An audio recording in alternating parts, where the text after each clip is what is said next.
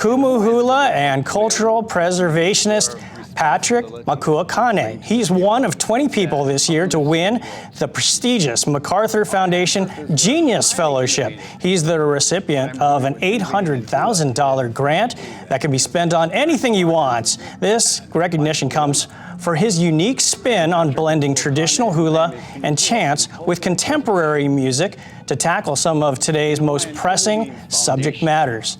Makuakane originally hails from Honolulu, but now lives in San Francisco, where he has a halau. And he is joining us live this morning, and he is right here. Yes, there's Patrick right there. Patrick, good morning to you.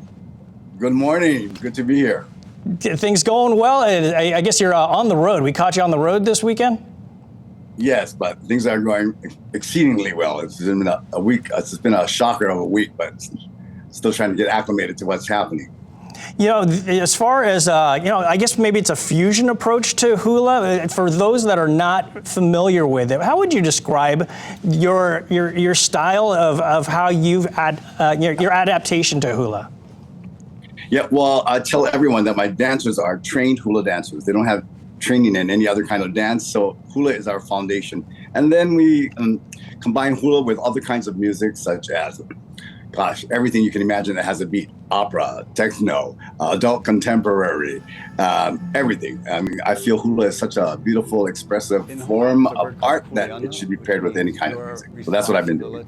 You know, when I heard about you and I started learning more, I don't know if it's a fair comparison or not. I'll let you determine it. But I feel like it's almost like hula meets Hamilton, as far as you take something from a different historical period and make it contemporary in a way that, not everybody's going to think about. Is that fair? Oh, gee, if you want to compare me to Lin-Manuel, go right ahead. Sure. But yeah, it fits. Living in San Francisco, what I've known is that hula really thrives in unusual places because it just has that humanity about hula that really a lot of people are drawn to it. And it transforms lives. We know that. We talked to our mutual friend, Rick Kwan. I was laughing when you found out the news about how you were getting this grant. Well, share with our audience how that happened, because it was not the most conventional of settings that you were in when you found out this good news. Yes, I was actually in Burning Man with Kelly Rachel, and you don't have phone service in Burning Man, but a text came in that said, "MacArthur Foundation, we're trying to reach you. Please call us back." And I tried to call him back. No cell service. So it was really frustrating.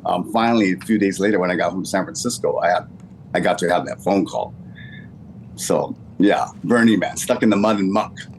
Yeah, not the way you drew that one up. But what was your initial draw to blend traditional hula with modern music? Well, I danced for Robert Casimiro, and I still do it. And Robert Casimiro was an innovator way before all of us came into the scene. So I was fortunate to be with him and Roland, for the Brothers Casimiro, at the Royal Hawaiian Hotel. And Robert is a genius. He should be getting this award because he's the original innovator. I pale in comparison, actually. We've got about 30 seconds left as before we go to break. Just some of your initial thoughts. I mean, it's still relatively fresh news, but some ideas on what you'll be doing with some of this grant money. I dip my toes in there and I come back out, but I think the only thing that I can really say solidly that I'd like to do is just collaborate with many Native Hawaiian artists who I find really compelling and who do great work that maybe they can use some national recognition. If somehow this brings it for them, I'd be super happy.